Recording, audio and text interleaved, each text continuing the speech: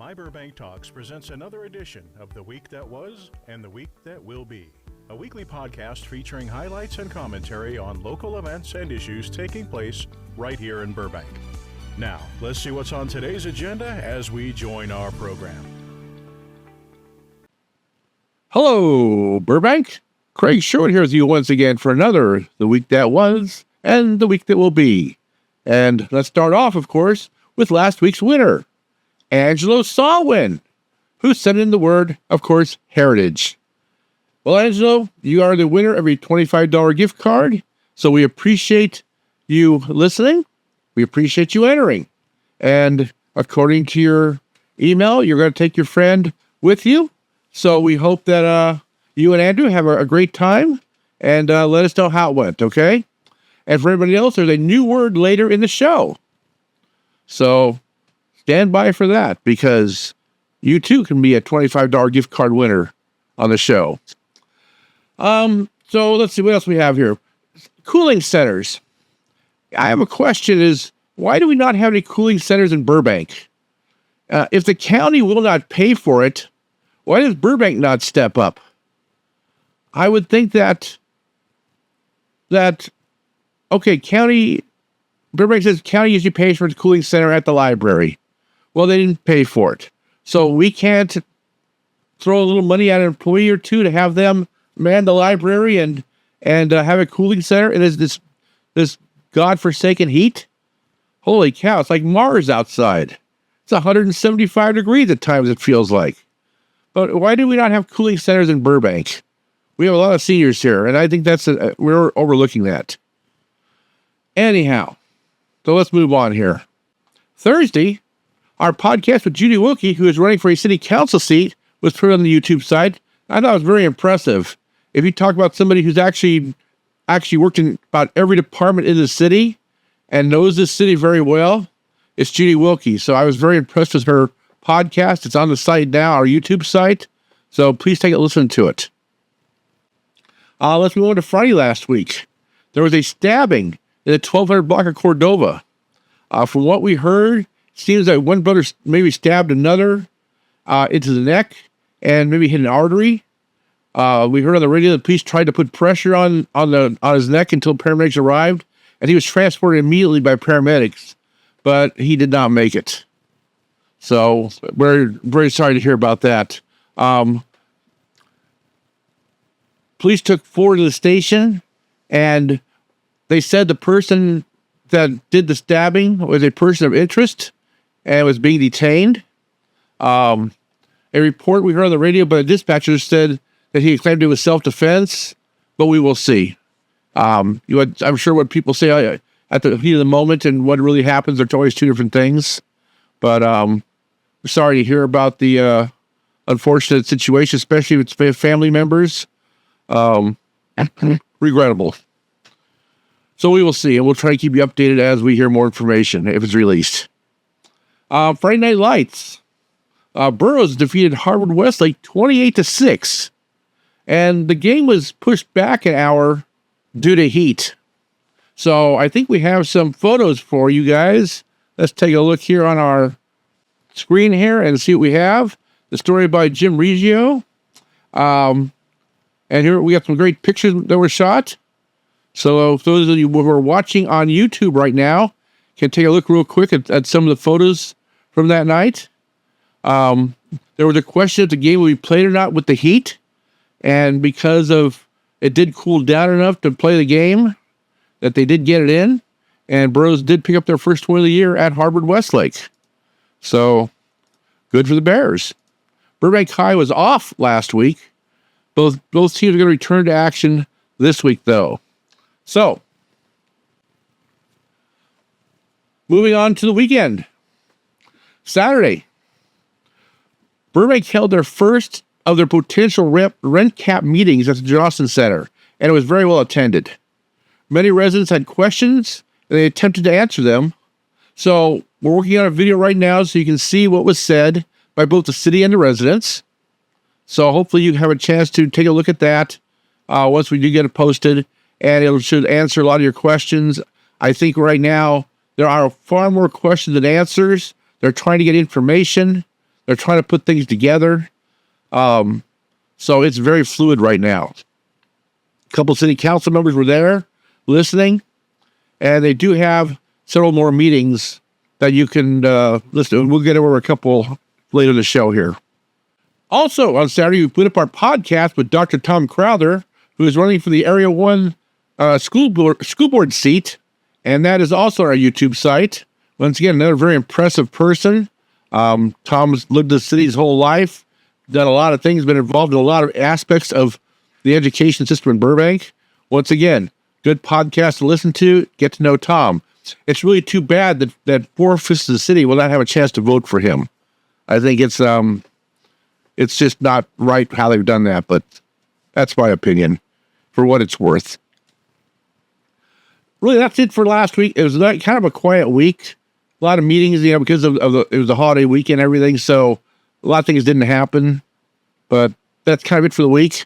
So let's take our mid-show break, and we actually have a lot to go over with you for the week ahead.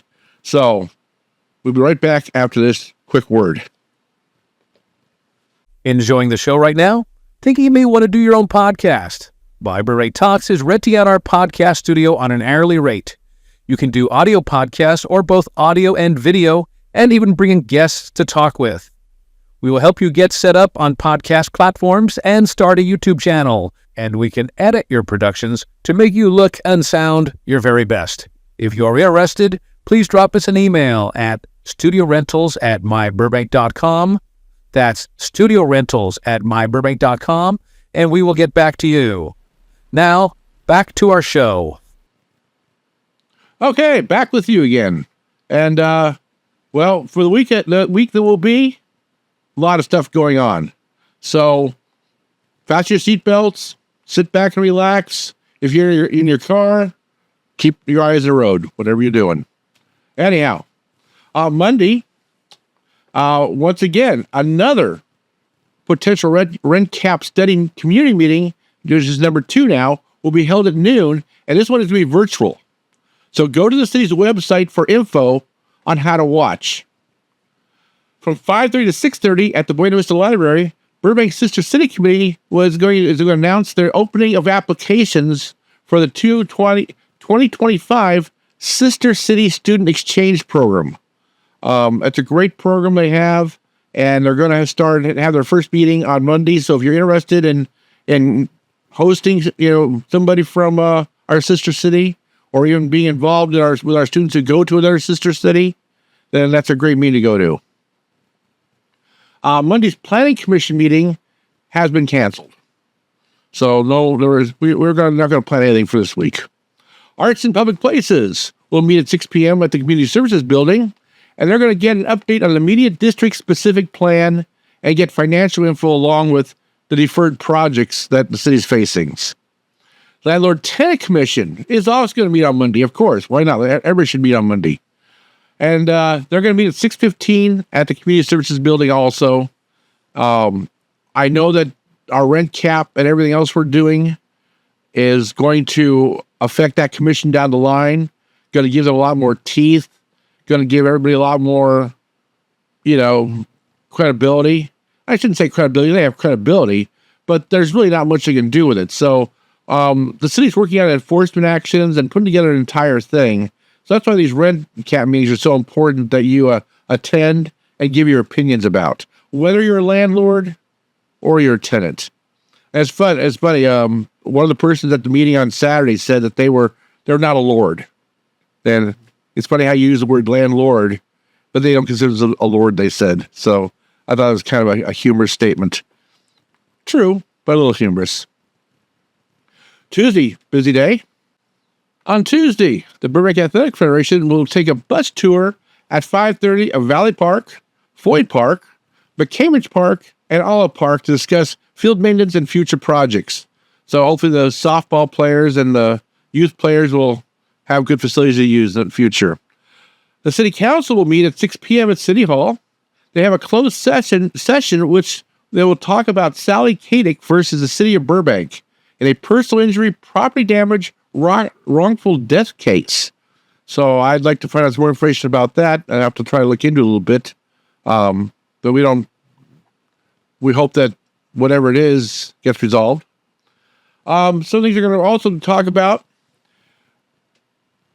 This is what I think is very interesting. We're going to get into it a little bit here. So there's a lot to it, but I think it really affects people more than anything else. So I'll try to explain what I can here by what they said in their agenda.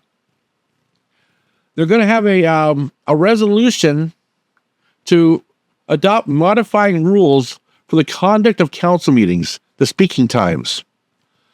So allotted per individual, they're going to have speaking time limits per individual based on the amount of public comment cards received and callers in the queue at commencement of the public comment period. Speaking time limits will apply as follows. If there's 1 to 20 speakers, allotment of up to 3 minutes each. 21 to 39 speakers, the allotment of up to 2 minutes each. 40 plus speakers, the allotment of up to 1 minute each. So speaking time limits will be determined at the commencement of each public comment period. Okay, so we're in a closed session, study sessions, general public comment, reports to council, public hearings. Telephonic comments in the queue at the beginning of the comment period, whatever it might be, closed session, study session, general public comment, and public hearings, will be included in the count of comment cards received. For each public comment period, comment cards or phone calls will no longer be accepted once the comment period begins. That's something very interesting. Okay, so if you get there late and you try to get your comment card put in after oral communication started, they won't take it. You want to call later in the meeting so you're not stuck on the phone the whole time, they will not take your call. Also, the meeting end time. So the meeting end time is currently 11 p.m., with the caveat being the meeting can be extended by a vote of 3 council members. Now, when was the last time you watched the meeting and they said, we need to extend the meeting, we need to take a vote? Did it ever not get voted for? So once again, I think it's kind of, I just think it's a formality that's ridiculous. But the new policy now, well, the meeting end time may be extended by a vote of 3 council members, like it was before, of course, in conjunction with a brief conference with the city manager. So Justin Hess is going to review the status of the remaining agenda items to determine the best manner to proceed. So now it's going to be on Justin Hess to say, we can put this on another night and then make that meeting longer, or this needs to get taken care of right now. Once again, if we're talking about having meetings that are lasting 11, 12, 1 in the morning, why are we not just having more meetings? I don't get it. And number 3, the agenda setting for the joint city council Burbank Unified School District meetings have a change, and I basically call it the Steve Ferguson rule, because Steve Ferguson pretty much crapped on the Burbank City Council and pulled the whole meeting and agenda because he didn't get his way before the meeting started. And so the meeting with the BUSD got canceled last year because of a fit by Steve Ferguson. I guess another one of his fits before he eventually just quit and walked out on the school board before his term was over too. I mean, that's just... So anyhow, they're changing the way the agenda is set up for BUSD meetings with the city council. It's once a year, usually in November, December, that area. So they meet, I think they have the meeting usually in January. So anyhow, but don't worry about all these changes, okay? This will change again in about 8 to 10 years, okay? It always seems to happen about every 10 years that the city council says, we don't like the way this is going. We're going to change the way we do our comments. So like I say, if this doesn't work out, they're going to change in 8 to 10 years anyway. So hang in there. I mean, we used to have comments at the end of council meetings. We used to have 5-minute oral communications. We didn't used to have comments before reports and things like that. It's always changing. Every council changes it and thinks they have the better idea. But anyhow, this new system, I think, is going to be actually prohibitive to people, especially, like I say, if you get late to the meeting and all of a sudden you can't get your card in time, well, you're going to be locked out. You can't speak then. So I think that's wrong. I think you should have a right to, put your card in, get in line whenever you get there. Not everybody works a 9-to-5 job. So what else is council doing? They're having a public hearing. Okay, the proposed ordinance introduces an indemnification provision establishing an objective requirement that all applicants protect and hold the city harmless from all costs and liabilities associated with a legal challenge to the approval of their proposed project. So this is for developers. And I think that's interesting. They're going to make sure that the city doesn't get named in their lawsuits. They're going to make sure they're held harmless, all those things. Once again, legal maneuvering. And in all honesty, if the developer messes up, why should the city be held responsible anyway? So I get that. They're also going to fill a vacancy on the Park and Recreation Board. And then they're going to have an introduction of an ordinance to amend Title IX, Chapter 1 of the Burbank Municipal Code to establish mandatory earthquake hazard reduction standards in existing wood frame residential buildings with soft, weak, or open front wall lines by establishing mandatory retrofit regulations. So basically what it means, and I saw the report, it looks like there were about 20 buildings involved, that building owners are now going to have to retrofit buildings identified that may pancake in an earthquake. And as we remember from Northridge, there's several apartments that actually did pancake. They collapsed. And I think the city is trying to make sure that doesn't happen in Burbank. And let's face it, it's been 30 years since the Northridge quake, and we are due for another one.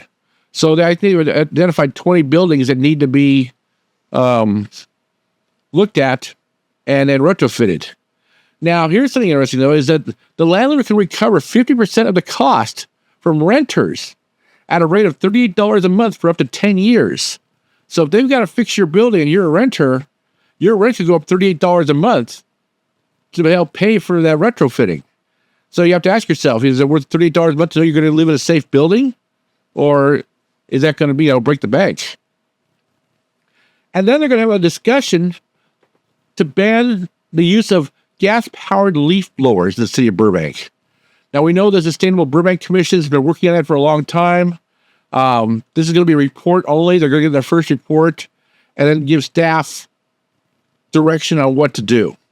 So, probably a good idea. Let's hope that once again, how they're going to enforce it. You can have all the rules in the world, but if you don't enforce them, what good are they? We passed a sustainable ordinance about recycled items, and every restaurant I know of still uses plastic straws. They don't use silverware. All the fast food restaurants, everything else, nothing's changed. So, and nobody's enforcing it. What do you do? So we can have all the laws in the world, but if you're not going to enforce them, why have the laws? Anyhow. Wednesday, Burbank Police and Fire is going to have a commemorative ceremony of the 9/11 attacks at the police fire headquarters at Orange Grove and 3rd Street at 6:30 a.m. So if you'd like to go out there and observe, and it's a very solemn occasion they do every year, you're more than welcome to go out there and support. The Board of Library Trustees will meet at 5:30 at the Central Library, and they'll get some updates, and then they pose for their photo. Why not? Curb recycling. Understanding recycling and waste reduction is going to be held at 6 p.m. to 8:30 p.m. at the Burbank Recycling Center, which is at 500 South Flower Street. And they say, have you been confused on recycling and other waste questions? If so, join expert Amy Hams, recycling specialist from the Burbank Recycle Center, for basic training on what goes where and why. Event includes a presentation, a Q&A session, and then a tour of the recycling center facility. This session is the essential starter. This session has an essential starter kit to help you navigate past the confusion of packaging with tips as well as how to reduce waste. We're also going to have the Fiscal and Treasury Review Group is going to meet at 2 p.m. at the Community Services Building. They're going to review the City Treasury Investment Portfolio for January 30th of 2024. So let me tell you what. If you If you don't know about numbers, probably you don't have to go. But if you want to know about city numbers, about investments, everything else, very interesting. We have a great treasurer, Crystal Palmer. She'll explain anything you want if you want to ask the question. Let's see here. The Park and Recreation Board is going to meet at 6 p.m. at City Hall, and with their new member. One of the things they're going to get a report on the Burbank Tennis Center report for the fiscal year of last year, 2023-2024. The tennis center pays the city of Burbank about $37,000 a year in rent. Interesting. They're getting an overview of the Burbank Cultural Arts Framework, which outlines the city's vision and the priorities for the arts over the next 5 years.